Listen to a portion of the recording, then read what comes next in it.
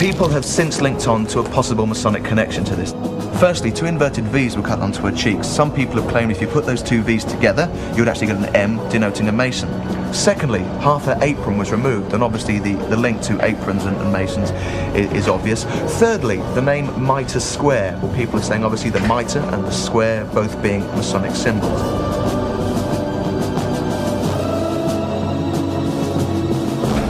And according to the conspiracy theory, when the police entered the picture, the Masonic connection only deepened.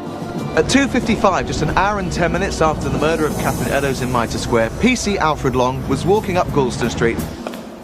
He found half a white apron. Jack had cut it away from the body and used it to wipe his knife clean and wipe his hands whilst running away from the murder scene. But it was what was found next to the apron that's since become the stuff of legend. There was an inscription apparently left on the wall, and it was something to the effect that it was the Jews, J-U-W-E-S, that did it. In the American Masonic rituals, there is in one part of one of the ceremonies reference to a group of three people who were titled Jubilo, Jubilar, Jubilum. These three so-called Jews were the men who wanted to force the secrets of a master Mason from Hiram Abiff. What's more, when the inscription was discovered, it was promptly destroyed on the orders of a Freemason. The key thing which was supposed to be it, and it's where the one Freemason who was involved, the commissioner of the Metropolitan Police. The charge is that Police Commissioner Charles Warren, himself a Mason, had the inscription removed to cover up evidence of a Masonic involvement.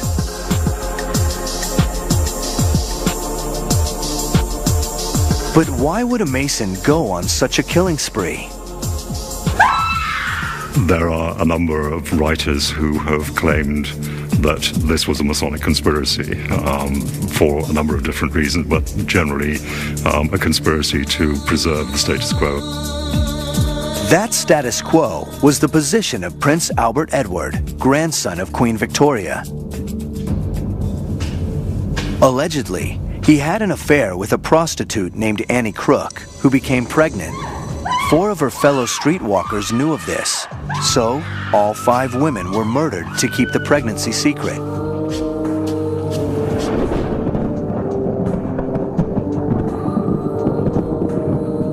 And the man who supposedly did it, Dr. William Gall, was the Queen's private physician. He was also a Freemason. Did a royalty-connected Mason surface into the public spotlight just long enough to protect a friendly prince?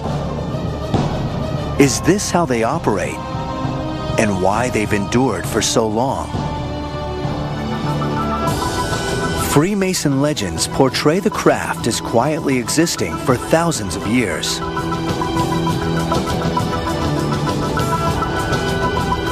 But modern speculative Freemasonry came into being at a very particular time and place. A critical period in history that saw the fall of kings and the rise of what some fear is a new world order. How did the modern fraternity of Freemasons begin? And why do they keep secrets from the outside world? I'm Jim Mars, and I am not a Mason. Although Freemasonry is outwardly a very benign and philanthropic organization, there are dark sides to it. My name is Stephen Tsoukalis, and I'm not a Mason. If it were a secret society, many of us would not know about it. It's not a secret society in that sense, but it is a society with secrets. The modern Masonic movement is usually recognized as having started in 18th century England. The Grand Lodge of England was founded in 1717 in London.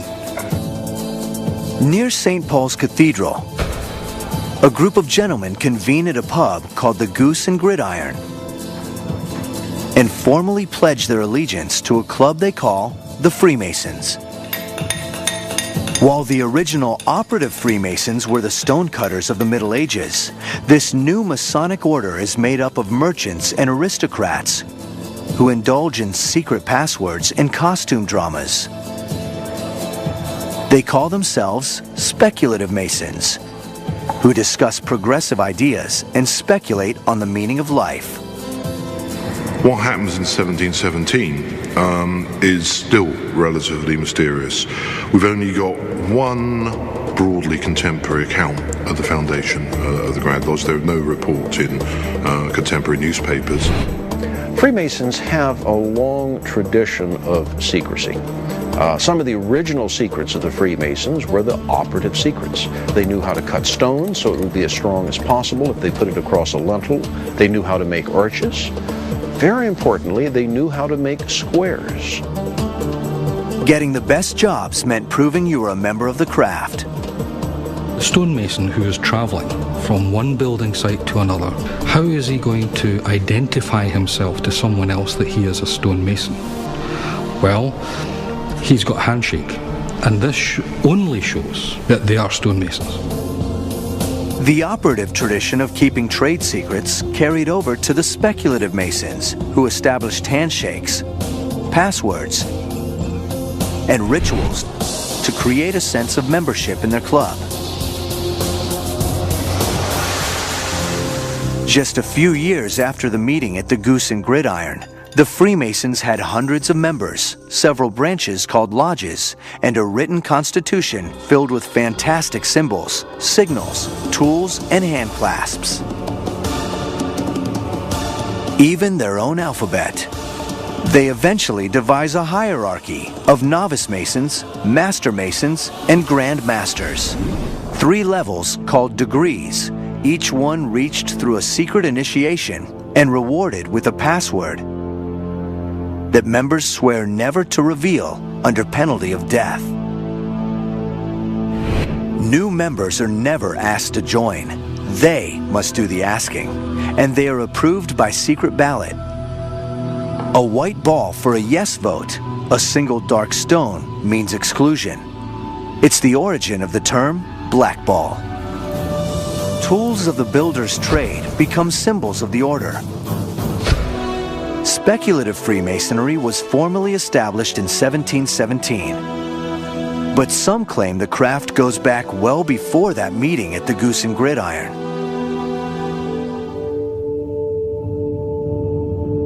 Just 7 miles from Edinburgh, Scotland, on the estate of one of the great Scottish clans, stands Rosslyn. For 500 years, one of the most intriguing churches ever built.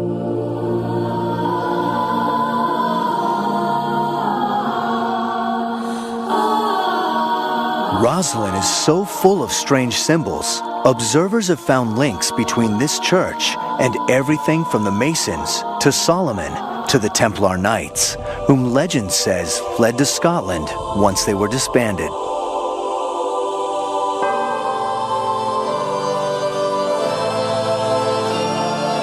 These 2 columns are supposed replicas of pillars the Templars found in Solomon's Temple.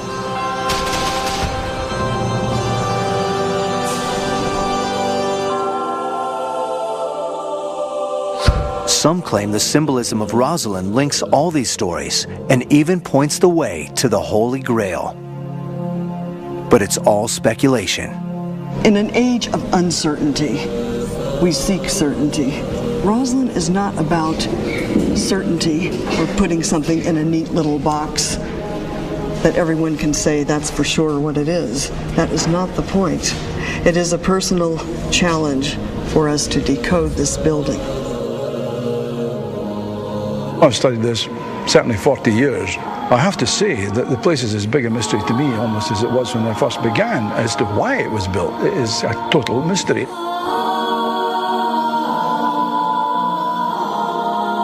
William Sinclair was the Masonic Grand Master of Scotland, and a favorite theory says he was a descendant of the Templar Knights. According to the legend, after their destruction by Philip of France in 1307, some of them retreated to Rosslyn to preserve their secrets in ritual and in stone, and to nurture their hatred of the French crown. Centuries passed. In the 1700s, they allegedly re-emerged as the Freemasons. And in 1789, after 5 centuries in hiding, they retaliated against the King of France by igniting the French Revolution. Or so the legend goes. It was an event unprecedented in history, the overthrow of a sitting king. Certain royals, who couldn't accept that the people could stage such a revolt, decided that the revolution had been a Masonic act of revenge. This is the origin of all modern conspiracy theories, the terrifying idea that history is made in secret. There's something in us that desires to belong to the inner ring, that circle that believes in certain secrets of which the outside is not privy to. If you can build a conspiracy theory about Jews or Freemasons or Catholics or humanists or any group, you're starting to make sense of a chaotic world because there's an invisible, hidden hand that's secretly operating everything, and that has a certain psychological appeal. But the conspiracy theories don't end with France. Even more ambitious is the idea that the Masons established an entirely new country of their own, the United States. It is one of America's great ironies that the leadership of a country founded upon the principles of liberty and open government is deeply entwined with a cryptic club where modern men masquerade as ancient kings. It's been this way since the beginning. It's December 1773. In a Boston tavern, a group of wealthy businessmen hold a secret meeting. Among them, Paul Revere and John Hancock. Both are Freemasons. The Inn is a Masonic hangout. Tonight's agenda, however, is not ritual, but revolution. For years, these upper-class colonists have initiated members by acting out strange costume dramas. Now, fed up with English taxes, they dress up to initiate a new nation. They disguise themselves as Mohawk Indians, sneak aboard a British merchant ship, and dump a cargo of tea into the harbor.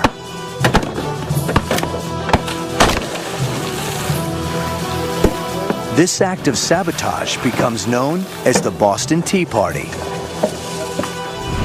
Citizens are burned up about unfair taxes. They're going to take the tea and throw it in the harbor, and of course it's widely held to be a Masonic event. 2.5 years later, John Hancock and his brother Masons formally declare America's separation from Great Britain. At least 9 and perhaps as many as 50 Masons sign their names to the Declaration of Independence. Without the Masons, there may never have been an independent America. Yeah, I think you could safely say that modern society would have been very different in its culture, in its aesthetics, in its outlook, if we hadn't have had Freemasonry developing in the way it did in the 18th century. But conspiracy theory holds that this government is not just dominated by Masons, but is controlled by them in secret.